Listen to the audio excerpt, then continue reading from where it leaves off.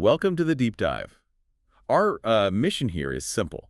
We take your sources, we cut through the noise, and we give you the focused knowledge you need. Right. And today we're doing a really fascinating synthesis looking at the very start of 2026. We're drawing from an astrology of the day and its matching psychological narrative, the StoryScope. Both are from Tarot by High C. Exactly. This is for anyone who needs to get up to speed, but, thoroughly. Our goal is to figure out how to handle what the sources are calling a really volatile and sensitive start to the year. So we're combining two different energies. We are. It's this high emotional sensitivity from, the celestial side, and then this really strong, almost severe focus on mental structure. It's about managing the chaos out there by shoring up your own internal world. And just so everyone's clear on the timeline, these sources are for January 2nd, 2026, but the big themes we're talking about, especially the structurals. Oh, yeah. They set the stage for the first few months of the year easily. Okay, so let's start with that big picture. Right. So the broad outlook for 2026, the sources don't sugarcoat it. They literally say the year promises to be volatile and urgent. That's a bracing way to start. It is. But the key is what they say next. That there is a higher design at work underneath all that chaos. Which implies it's not just random. It's not just things falling apart for no reason. Exactly. It suggests it's more of a necessary dismantling, a teardown to rebuild something better. I think our audience will really connect with that idea of a higher design. It shifts volatility from being a threat to being, well, something you can strategically engage with. So what's the right attitude for that engagement? It's all about flexibility. The sources say the best strategy is a flexible approach to expectations. Which is so counterintuitive when things feel urgent. You want to grip tighter, not loosen up. I know, but that's the whole point. If you go in rigid, you'll snap. Yeah. But if you can be, spontaneous, inventive, adaptable, the source material promises that the outcome might actually be an improvement on what we originally had in mind. An unplanned upgrade. Yeah. I love that. Yeah. Can you make that a little more tangible? Like if I have a really specific career goal, how do I stay flexible without just abandoning it? Okay, so it's about being committed to the destination, not the specific road you take to get there. Right. Let's say you need funding for a project. Your rigid plan is to go through traditional investors.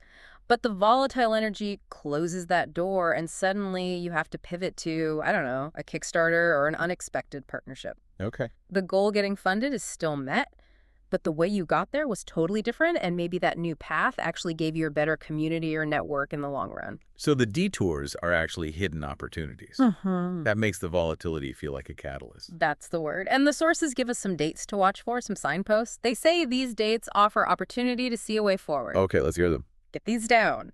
February 20th, March 28th, then in July, it's the 15th, 17th, and 24th, and finally November 29th. Good. Moments to just check in and see where those upgrades are happening. Exactly. And holding all this together, especially in early January, is the influence of Chiron stationing direct. The wounded healer. That's the one. And it's really strong for the first 10 days of the month. It's pushing this theme of profound self-care, but this is not, bubble baths. It's about getting to the root cause of the fears that all this volatility is kicking up. So we're not just treating the anxiety, we're using the chaos to figure out why we're anxious in the first place. Precisely. If the volatility makes you want to hoard everything or just hide, Chiron asks, okay, where does that scarcity mindset actually come from? You have to heal those core wounds to build a solid foundation for a rocky year. Okay, that makes sense for the long-term view. Yeah. Now let's zoom in on the immediate daily emotional weather, because that feels like a totally different vibe. The moon shifts into Cancer, and suddenly everything slows down and gets super sensitive. And that's where the real tension starts. Because with the moon in Cancer, everything is governed by instinct, nurture, protection. The source says reactions land closer to the body. You feel it physically. You do. There's no emotional distance. Your first instinct is to protect, tend, or withdraw. A tiny comment can feel like a major threat. And that sensitivity clashes directly with some pretty confusing mental stuff happening at the same time. Oh, completely. The morning aspects just wreck your focus. First, you have the Gemini moon squaring Neptune. Okay, break that down. Well, Gemini is all about data, facts, communication, Neptune just dissolves all of that. It blurs things. So when they square off, you get what the source calls soft edges and dissolved focus. Like trying to read underwire. Perfect analogy. And then on top of that, the Cancer moon is opposite Mercury. Feeling versus thinking. A direct conflict. Mercury is logic, words. Cancer is pure feeling.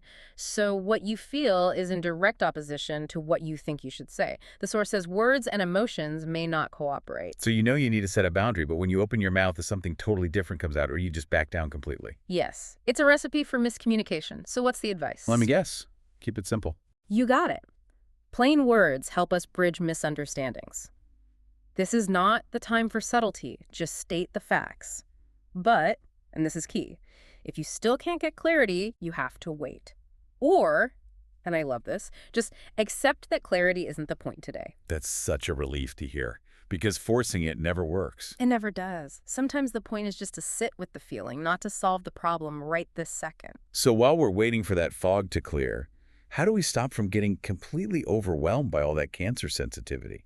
It's all about managing your expectations. It ties right back to that self-care we talked about. You have to edit expectations so small mistakes lose their sting and steadier boundaries feel natural. So you lower the stakes. You lower the stakes. If you expect perfection from yourself or anyone else right now, you're just setting yourself up for disappointment. Let the small stuff go so you can focus your energy on holding your emotional ground. Which brings us right to the core of this deep dive. The anchor in all this fog is the dominant mental transit, Mercury in Capricorn, from January 1st to the 20th. Yes. Reclaiming mental authority and mastering the mind. This is the antidote. And this is where the source material gets really, really direct. It says we have to stop the habit of negotiating truth because someone's feelings might get damp. That quote is everything for this transit. Mercury in Capricorn is like the zodiac CEO. It demands clarity and structure, period. No more fuzzy thinking. None. Your mind is shifting to practical things, to goals, to plans that you can actually implement. It wants substance, something you can build with, not, as they say, fantasy or fake self-improvement energy. We're moving from just thinking about it to actually building it. Exactly. And to make this really concrete, the StoryScope gives us this amazing analogy from a character, Dr. Lorian. Right, the mind on autopilot. Yes, she says we surrender our executive functions to habit, routine, and fear. We just let them run the show without even realizing it. So Mercury in Capricorn is like the real CEO stepping back in and saying, all right, who approved these plans?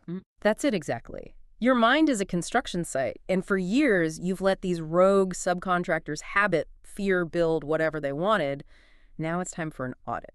And this connects to that bigger theme of destiny, because the sources say these thoughts we have about our career or relationships, they're not random. They carry ancestral magic. Which is another way of saying they carry inherited psychological patterns. Okay.